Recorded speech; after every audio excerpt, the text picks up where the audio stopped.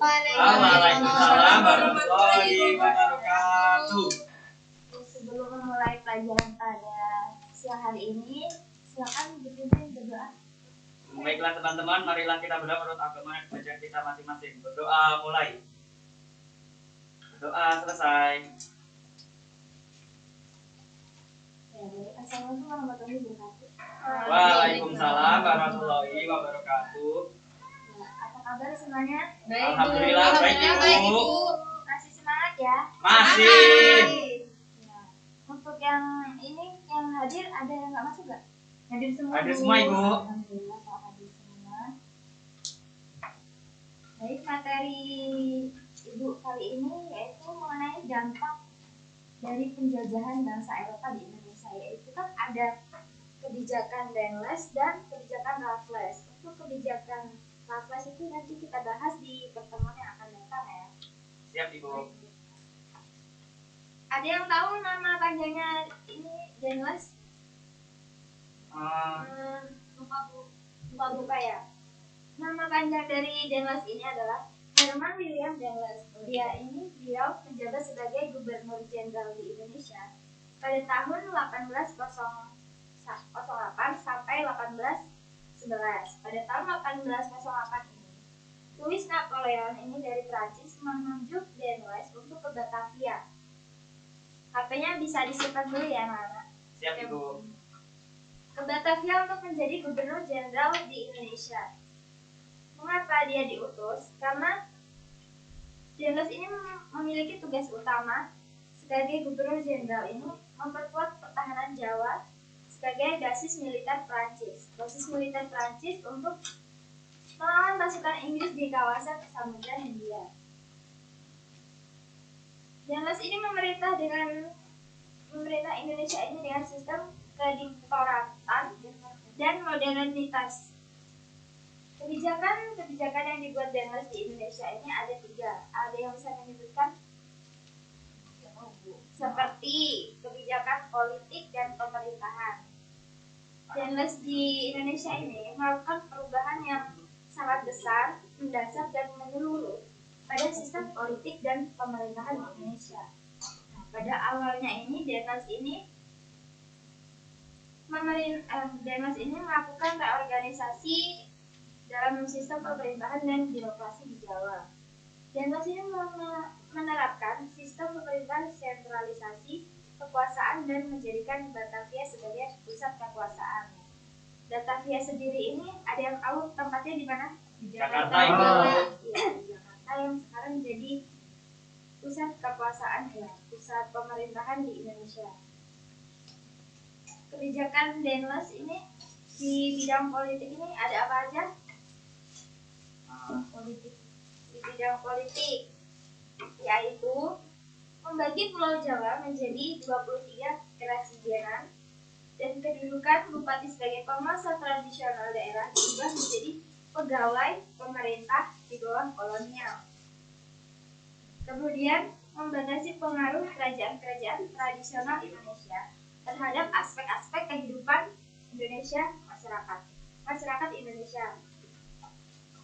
Kemudian ada Dendles ini membagi wilayah Jawa bagian timur ini menjadi 5 prefektur setingkat provinsi, yaitu Surabaya, Sumeneb, Rembang, Pasuruan, dan Gresik. Untuk Dendles ini ada kebijakan sosial dan ekonomi. Di bidang sosial ekonomi ini beliau menerapkan berbagai perubahan kebijakan terkait dengan cara eksploitasi tanah jajahan. Upaya eksploitasi sosial dan ekonomi tersebut ini bertujuan untuk membiayai kebutuhan perang Prancis dalam menghadapi pasukan Inggris pada awal abad 19 Masehi.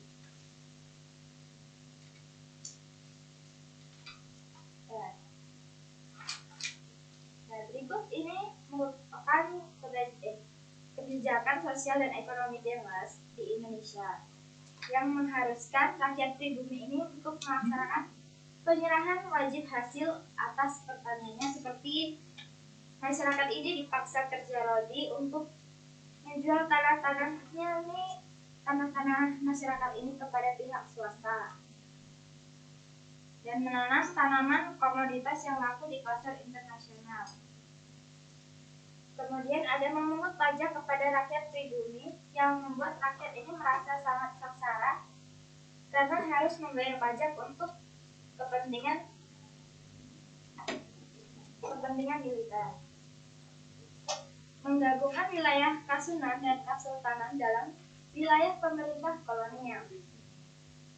Kemudian ada yang terakhir ini, kebijakan militer dan pertahanan. Ada yang tahu contoh-contoh dari militer dan pertahanan yang masih ada sampai sekarang? Seperti pembangunan benteng, ya, benteng di sekitar pesisir Pulau Jawa. Kemudian ada membangun pangkalan angkatan laut di pelabuhan mana? Nggak tahu nih. Pelabuhan Anyar dan Ujung Kulon. Oh ya maaf itu salah. Iya, nggak apa-apa. Kemudian membangun jalan raya Anyar Pangarukan untuk memudahkan mobilisasi pasukan dan logistik perang. Kemudian menjadikan penduduk pribumi ini sebagai tentara pemerintah kolonial dan membangun pabrik senjata di Surabaya dan Semarang.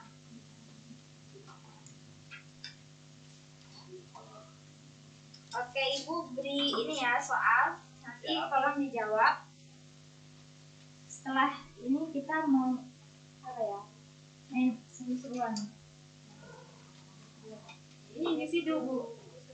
Bareng. Oh, kelompok. Iya. Boleh dikerjakan? Silakan seperti bosnya. Oke, Bu, sudah, Bu. Itu juga di bidang gender.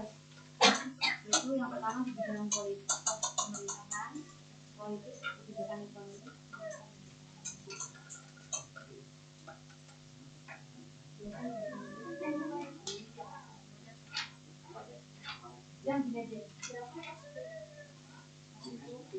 Ada yang kesulitan? Sudah, Bu. Sudah? Sudah, Ibu. Sudah, Bu. Ya, sudah. Kalau sudah, tolong dibacakan jawabannya. Sudah.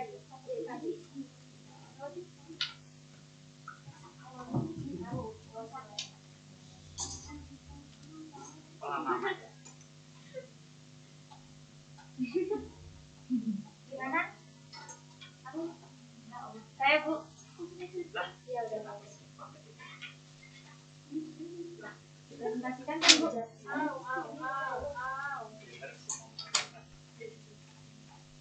Oke, baiklah, di sini saya akan menyimpulkan hasil dari kerja kelompok kami. Yang pertama yaitu sebutkan 3 kebijakan Deadless. Jadi Deadless itu mempunyai 3 kebijakan. Yang pertama di bidang politik dan pemerintahan, di bidang ekonomi, dan di bidang militer atau pertahanan. Kemudian yang kedua, sebutkan jelaskan kebijakan Deadless di bidang militer dan pertahanan itu sendiri. Nah, kebijakan Deadless itu diantaranya di bidang pertahanan dan militer. Yang pertama itu membangun benteng-benteng yang terkenal itu benteng Dusten. Kemudian yang kedua itu membangun pangkalan militer.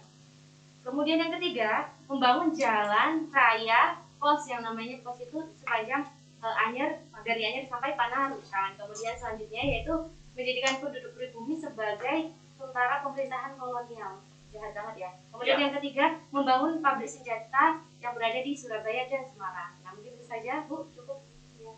Dihapus untuk teman kalian.